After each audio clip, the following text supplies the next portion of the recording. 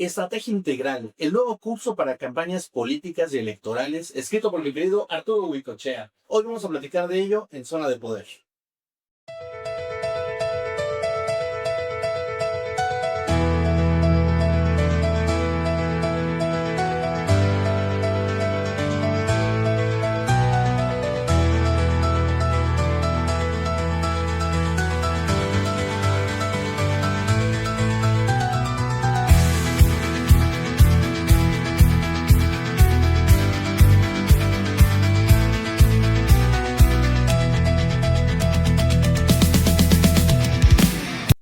Arturo, ese libro está fantástico. Me encantó leerlo, lo disfruté las 99 páginas. Es fluido, concreto, tiene mucha información y muchos años de experiencia en todo tu andar por las campañas políticas, electorales, el servicio público. Es una joya este libro. Gracias por platicarnos hoy de él. Gracias, pues me contagias tu entusiasmo, querido Julián, me llena de gusto y ojalá que las personas que como tú me hagan favor de acercarse a este documento, le encuentren también ese entusiasmo, que adivinen esa experiencia y lo más importante, que le resulte de utilidad. Fíjate que mi propósito fue recuperar experiencias, sí, pero actualizarlas. Es decir, en los últimos años, incluso yo te diría que de 2024, que tuvimos la última elección importante en nuestro país, al día de hoy han ocurrido cosas. Aunque pareciera poco tiempo, de hecho poco tiempo, son apenas 2 años, la verdad es que hace 2 años, por ejemplo, la inteligencia artificial no había irrumpido como ha irrumpido ahora. Y no éramos del todo, sí éramos conscientes de la importancia que tienen las redes sociales digitales, pero no éramos conscientes de que el motor que, con el que hace que fluya la información y la conversación en esas redes sea centralmente las emociones. Lo intuíamos, pero hoy lo sabemos y lo podemos comprobar. Entonces, este libro lo que pretende es incorporar, entre otros, estos dos elementos novedosos para una campaña y proceso electoral que viene el año entrante, que enfrentaremos en todo el país y en algunos lugares como en el Estado de México, concurrentemente con un proceso electoral local, porque me parece que va a ser un proceso distinto a todos los anteriores. Independientemente de su tamaño, este va a ser diferente fundamentalmente por estos dos elementos, la inteligencia artificial y el uso de las emociones en los mensajes políticos y electorales. Este libro yo considero que va a ser algo necesario, va a ser un libro obligatorio para todos los que nos gusta la ciencia política, para los estudiantes de ciencias políticas, para todos los aspirantes, todos los que quieren ser candidatos, todos los que colaboran o son parte de algún partido u organización política. Ahora tenemos 2 nuevos partidos este año, en el cual van a encontrar años de información. Fíjate que lo que viene aquí no es solamente la ciencia de la política, sino es el arte de la política. ¿Cómo se hace la política desde adentro, desde el fondo, con inteligencia, con estrategia, como bien su nombre lo dice? Y yo encontré algunas cosas de las que te quiero platicar y preguntar. Correcto. Hubo algo que me gustó mucho, que viene en el libro, que nos habla de quién puede y quién debe ser candidato. No el que tengamos aspiraciones o nos guste la política nos da para que todos seamos candidatos. Correcto. Lo dice tu libro, pero platícanos un poquito sobre este tema. Correcto. ¿Qué se necesita para ser candidato hoy en día? Bueno, evidentemente el primer motor es la vocación política, la vocación de servicio, eso que puede sonar un poco hasta romántico, incluso si tú quieres, no deja de ser cierto. Y me parece que además se les nota, nosotros sabemos y conocemos a muchas personas que lo traen en la sangre, les gusta el servicio público y tienen apetito por liderar algo. Pero algo muy importante, a diferencia de lo que tradicionalmente hemos visto, de lo que tradicionalmente hemos hecho, de que el decidir competir o no depende de la voluntad de una persona, hoy lo más importante es la capacidad que esa persona tenga de conectar con su colectividad. Es decir, ¿quién puede ser candidato? Aquel que tenga la capacidad de conectar emocionalmente con la comunidad a la que pretende servir. Y eso se puede lograr de varias maneras. Una muy importante, creo que la más poderosa, y siendo todas difíciles, la más sencilla, es con una causa. Puede ser candidato aquel que abandere una causa, porque esa causa le va a permitir, primero, generar una conversación, traducir esa conversación digital y presencial en liderazgo, ir paulatinamente pasando del liderazgo a la organización, a la movilización y al voto, que es una lógica. Sí. Es, Decía en el libro que ya no son campañas, ya no son candidaturas obligatorias, ¿no? O sea, que uno ya no puede creer que porque es el amigo de, o porque es la opción obvia del partido va a ser el candidato, sino que justamente el candidato es el que tiene todo lo necesario, los elementos para poder representar a la población. es correcto y Y además eso le hizo mucho daño a los partidos en el pasado, ¿no? totalmente cierto. Creo que los partidos no se pueden arriesgar a tomar decisiones de abanderar una candidatura con personajes. Ahora lo que tiene que abanderar, reitero, puede parecer un poco reiterativo, son fundamentalmente causas ciudadanas. Entonces, los partidos que se arriesguen a funcionar como siempre, pues obtendrán los resultados de siempre. Y repito, el proceso al que vamos es un proceso totalmente inédito, desconocido incluso para los políticos más experimentados. Y este libro nos va a decir cómo hacer. Vamos a un corte y regresamos a platicar. Gracias, señor Toño. Muchas gracias.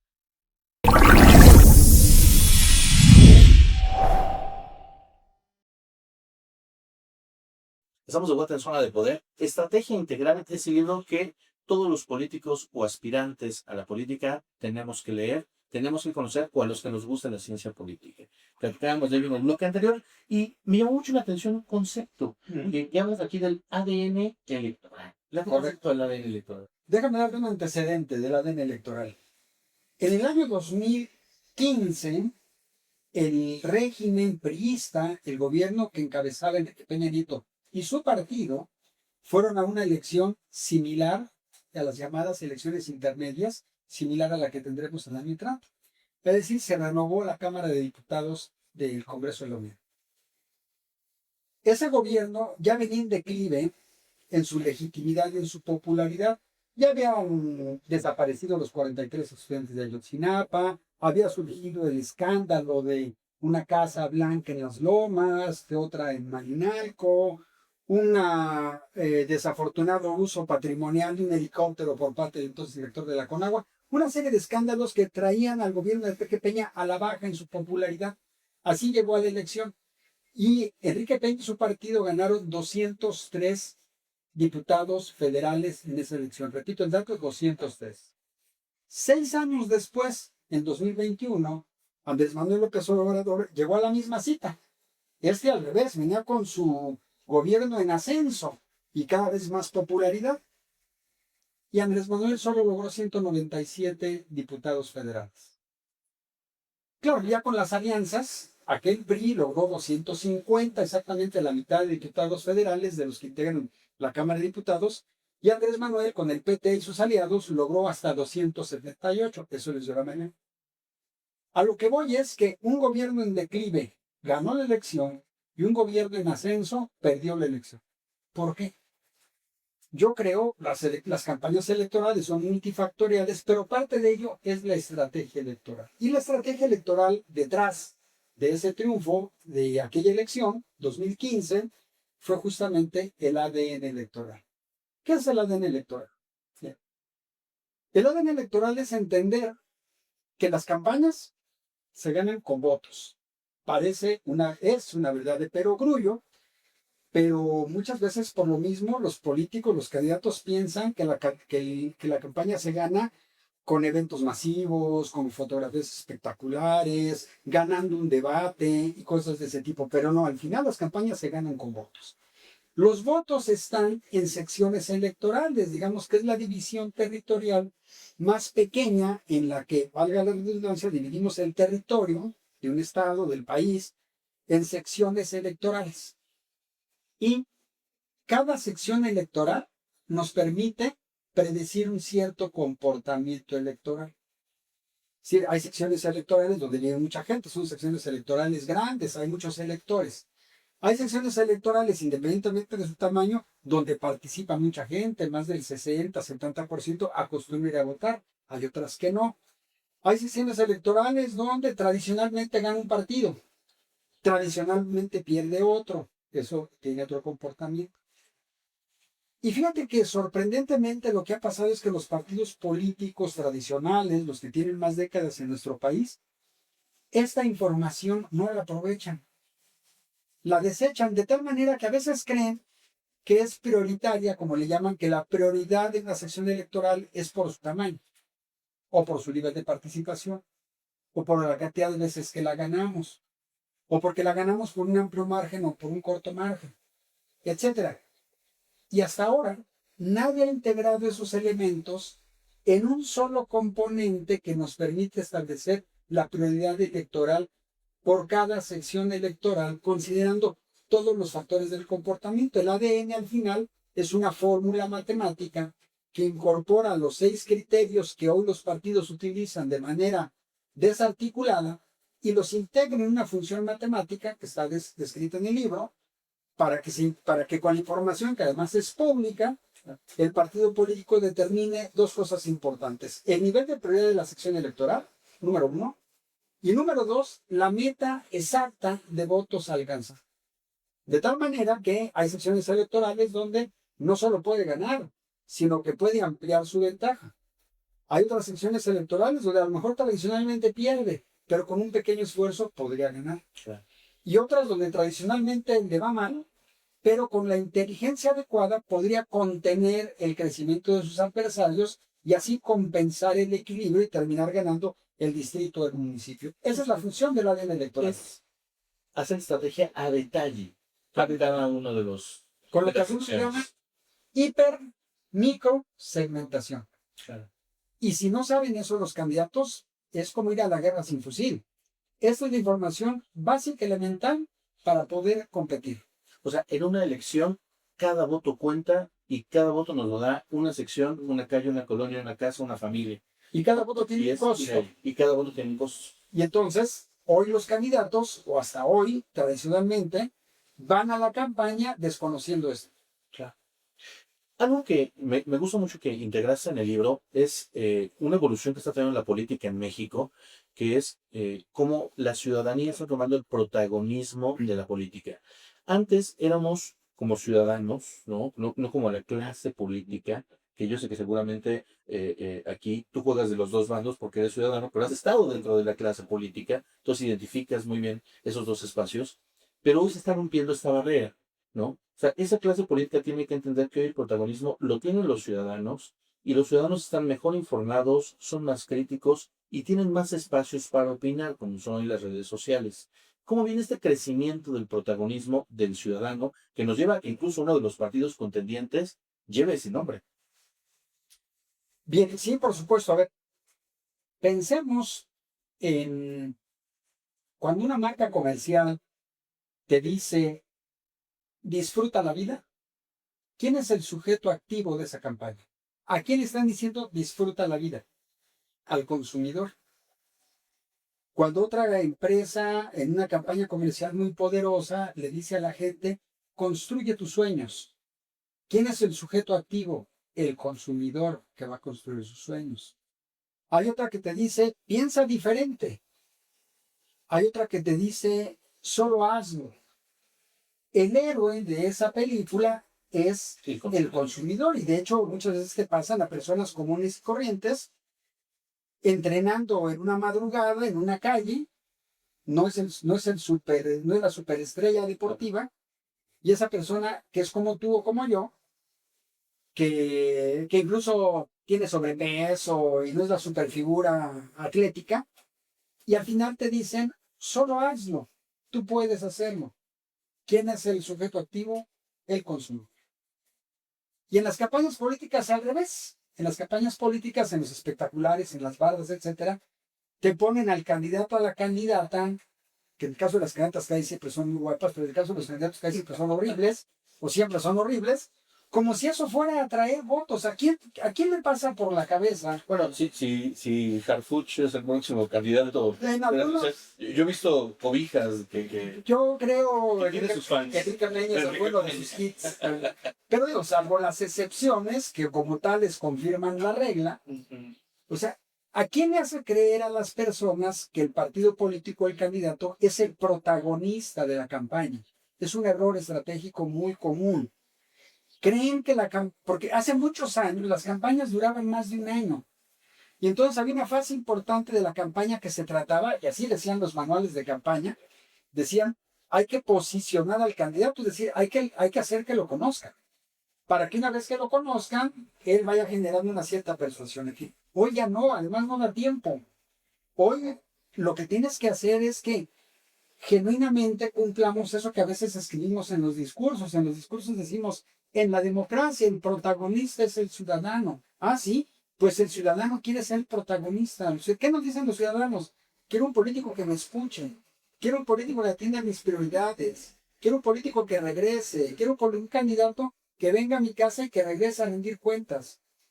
Y eso no lo estamos poniendo en la campaña. Entonces, las campañas políticas exitosas del proceso electoral que viene van a priorizar en sus mensajes aquello que a las personas más les preocupa y más les ocupa y de lo que quieren que se encargue un candidato. Entonces, esto se basa en una estrategia que tú como mercadólogo conoces muy bien de comunicación que se llama el storytelling, el contar una historia. Y en la historia siempre hay un héroe. El héroe no es el candidato, es lo que tenemos que entender. El candidato es un facilitador. En el storytelling siempre hay un adversario, ¿no? Que es el enemigo, es el mal gobierno, o es el candidato que todos tenemos que llegue, etc. Y luego hay una trama.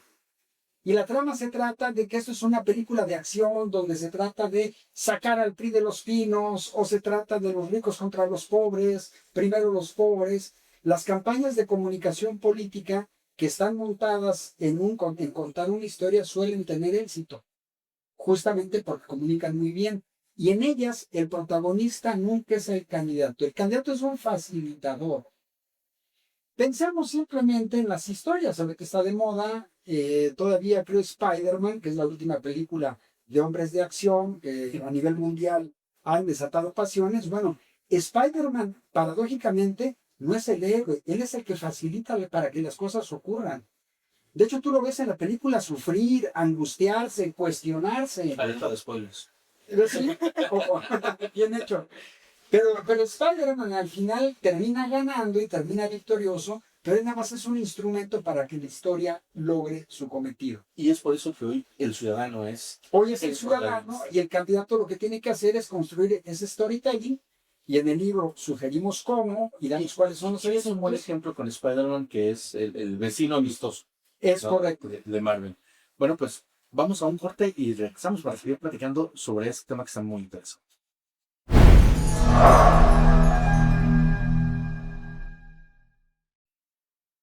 Estrategia Integral, el libro que nos va a permitir identificar cómo se hacen hoy en día las campañas en México, con toda la experiencia, pero también súper actualizado.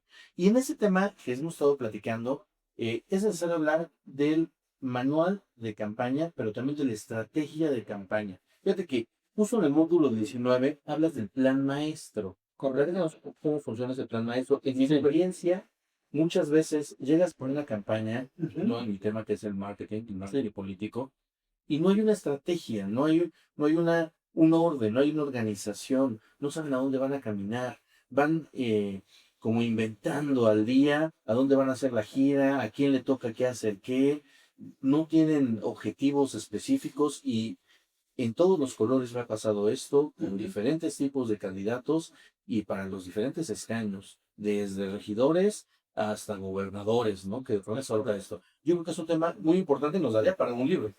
Da para un libro, de hecho se integra en un documento, ese plan maestro es un documento que se convierte en un librito, pero justamente la idea de ese módulo que tú bien señalas es lo que tú y yo hemos vivido, que un candidato no sabe con cuántos votos va a ganar, no sabe generalmente de dónde van a salir, no sabe en cuántas secciones electorales puede de su distrito, de su municipio, puede ganar, va a competir o puede perder. Y donde va a perder, ¿por qué margen puede darse, entre comillas, el lujo de perder?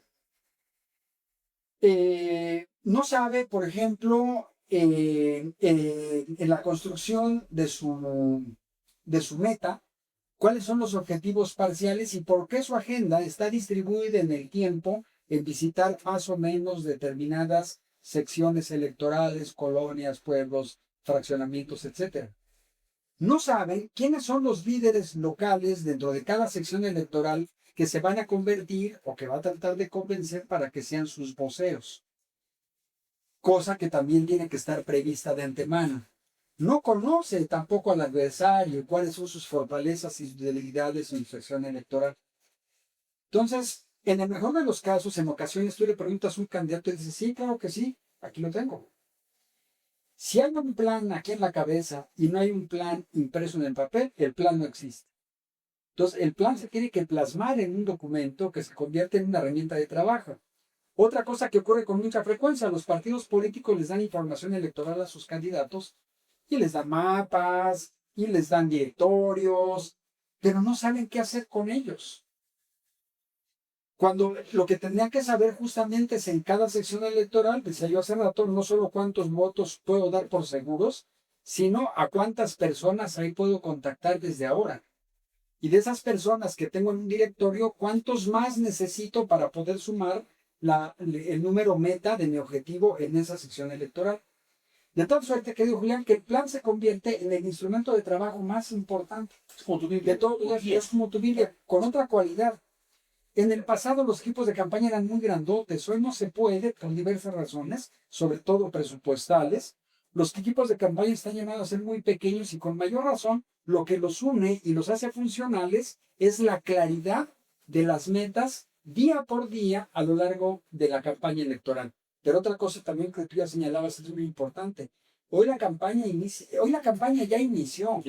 Las personas que quieran ser candidatos, pero me corrijo, las personas que quieran ganar la elección en junio del año entrante, hoy tienen que estar empezando a ganar la conversación. Porque hoy, quien gane la conversación, gana la elección. Y ese es el corazón del documento. La estrategia se traza ahora y se implementa ahora. Porque de lo que se trata es de generar una atracción de ciudadanos y con esa atracción de ciudadanos ir convirtiéndola en una estructura electoral que te permita llegar a una movilización y eventualmente el día de la elección a pedirles que emitan un voto.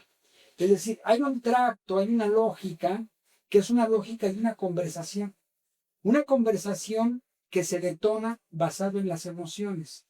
En un gatillo emocional que tenemos los seres humanos de manera natural, y ese gatillo emocional es el de la empatía.